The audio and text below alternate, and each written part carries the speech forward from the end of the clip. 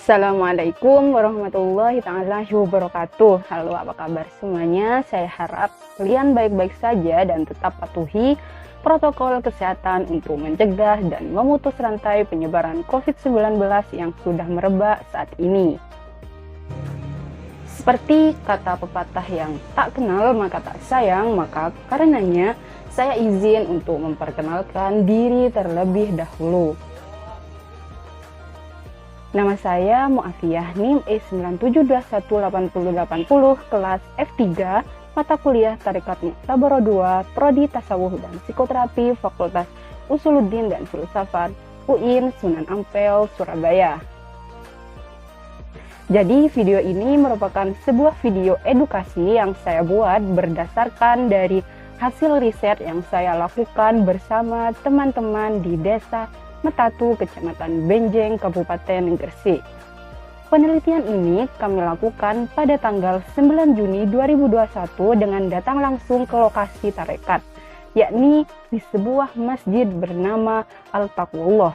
Kami juga ikut serta dalam pelaksanaan amalan sekaligus mengamati jalannya kegiatan amalan tarekat, di samping melakukan sesi wawancara kepada Khalifah, sesepuh dan pengikut Tarekat Qadiriyah Naqsabandiyah Metatu Benjeng Gresik. Sebelum masuk ke materi, saya akan memetakan pembahasan menjadi 3 pokok bahasan utama yang terdiri dari sejarah Tarekat Qadiriyah Naqsabandiyah Metatu Benjeng Gresik, biografi singkat Kiai Haji As-Sori Al-Ishaqi, dan aturan-aturan Tarekat Qadiriyah Naqsabandiyah Metatu Benjeng Gresik. Mari kita bahas sejarah Tarekat Qadiriyah Naqsabandiyah Metatu Benjeng Gresik.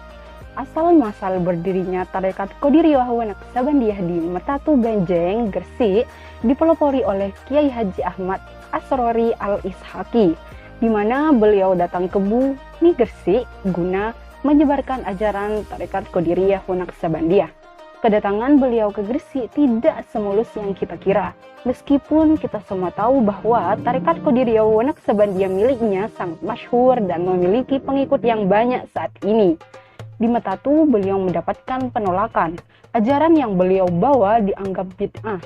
Lalu karena warga tidak suka dengan kedatangannya, warga sekitar mencegah dan menebar fitnah agar warga yang lain tidak terpengaruh menjadi pengikut Kiai As-Sori. Penolakan yang ia terima tidak membuat Kiai As-Sori patah semangat.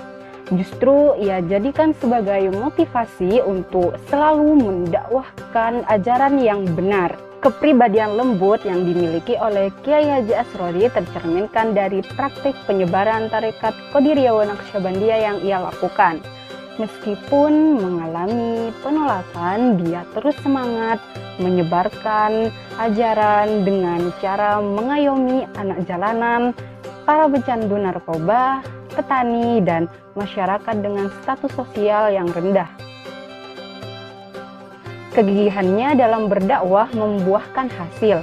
Banyak masyarakat yang luluh dan jatuh hati dengan cara penyebaran ajaran yang dilakukan, serta ajaran yang terkandung, karena memang isi dari ajaran Tarekat Qadiriyah Naqsabandiyah adalah amalan-amalan ringan yang tidak membebankan pengamalnya, sehingga siapapun dapat mengamalkan. Bahkan saking ringannya amalan dari Tarekat Qadiriyah Naqsabandiyah dijuluki dengan Tarekat Petani. Seiring berjalannya waktu, jumlah jemaah Tarekat Qadiriyah Naqsabandiyah membludak. Banyak rombongan yang berasal dari Gresik, khususnya Metatu, datang ke Tarekat Qadiriyah Pusat di Surabaya untuk membaiatkan diri kepada Kiai Haji As-Sori dan memiliki status anggota tarekat yang legal. Oleh karena itu, maka Kiai Haji As-Sori lalu membentuk kegiatan pengamalan Tarekat Qadiriyah Naqsabandiyah di Metatu seperti pengajian dan manakiban yang diselenggarakan di rumah pengikut tarekat secara bergantian dan berpindah-pindah. Diadakan secara rutin setiap bulannya. Isi dari manakiban ini yaitu pembacaan manakiban dari Syekh Abdul Qadir Al-Jailani, pembacaan maulid, sholawat, sesi tanya jawab antar musyid dan jamaah seputar keagamaan. Majelis yang menghimpun ini diberikan nama Kaca Karunia Cahaya Agung, sedangkan jamaahnya memiliki sebutan orong-orong. Penamaan orong-orong disesuaikan dengan sifat jamaahnya yang suka keluar di malam hari.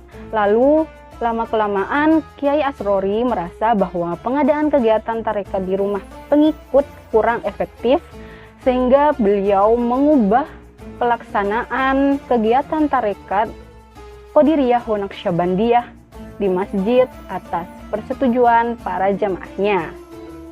Penyebaran tarekat Qadiriyah wa Naqsyabandiyah yang luas mengakibatkan banyak bermunculan cabang tarekat Qadiriyah wa Naqsyabandiyah, sehingga mengharuskan Kiai Haji Asrori membentuk khalifah untuk mengurus dan mengelola tarekat cabang termasuk juga di Metatu. Saat ini, khalifah yang memimpin tarekat Qadiriyah wa Naqsyabandiyah di Metatu Benjeng Gresik adalah Ustadz Ahmad Fanani Al-Fusairi. Akan tetapi sangat disayangkan setelah mencapai masa keemasannya, saat ini keberadaan tarekat tersebut mulai surut. Terlebih lagi wafatnya Kiai Haji Asrori menghantarkan tarekat ini kepada masa kekosongan, sehingga tidak ada mursyid yang memimpin dan lambat laun pengikut dari tarekat Qadiriyah wa Naqsyabandiyah di Metatu mengalami pengurangan yang signifikan. Hal ini terjadi karena beberapa alasan seperti usia jemaah yang sudah tua, beberapa jemaah telah menghadap sang khalik. Di samping itu, tidak diimbangi dengan masuknya anak muda atau masyarakat untuk mengikuti tarekat Qadiriyah wa Naqsyabandiyah. Ada juga yang memilih tidak mengikuti amalan tarekat secara rutin karena terikat dengan kesibukan masing-masing, sehingga mengakibatkan jamaah tarekat Qadiriyah wa Naqsyabandiyah di Metatu menjadi sangat sedikit, dengan jumlah 20 orang. Namun pada saat kegiatan pelaksanaan amalan di Masjid Al-Taqwallah hanya dihadiri oleh 11 orang, yaitu 9 orang jamaah lelaki dan 2 orang jamaah perempuan. Setelah mendengarkan penjelasan dari sejarah tarekat Qadiriyah wa Naqsyabandiyah Metatu Benjeng Gresik, dapat dipahami bahwa pelopor penyebaran tarekat Qadiriyah wa Naqsyabandiyah di Metatu adalah Kiai Haji Asrori Al-Ishaqi. Maka dari itu, alangkah baiknya jika kita mengetahui seluk-beluk beliau secara singkat. Untuk itu, penjelasan selanjutnya adalah biografi singkat Kiai Haji Asrori Al-Ishaqi.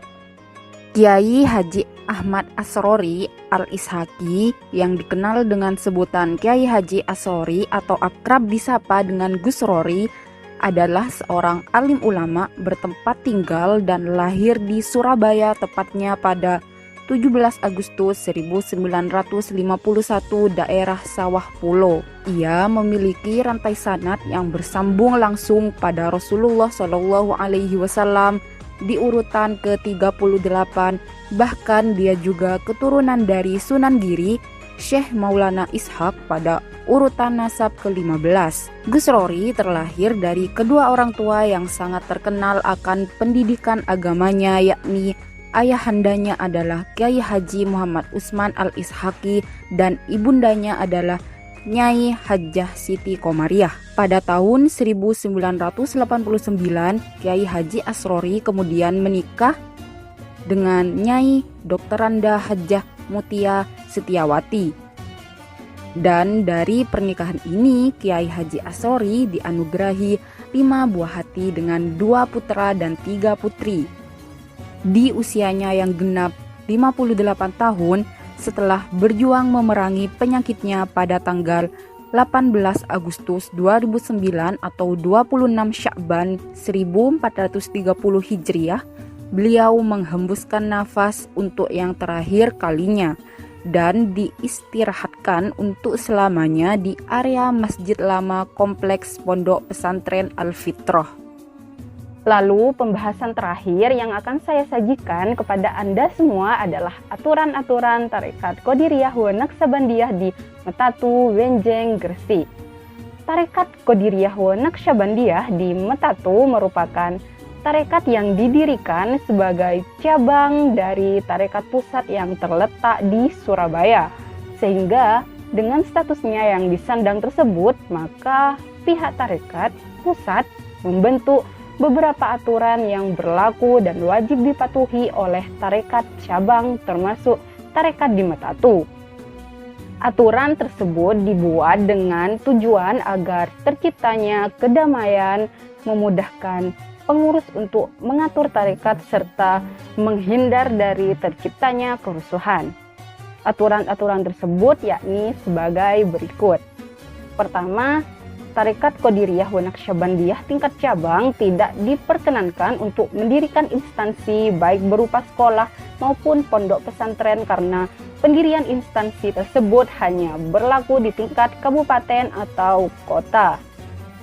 Kedua, Tarekat Qadiriyah wa Naqsabandiyah tingkat cabang diberlakukan aturan untuk tidak menyalahgunakan lambang Al-Hikmah atau lambang Tarekat Qadiriyah wa Naqsabandiyah secara sembarangan.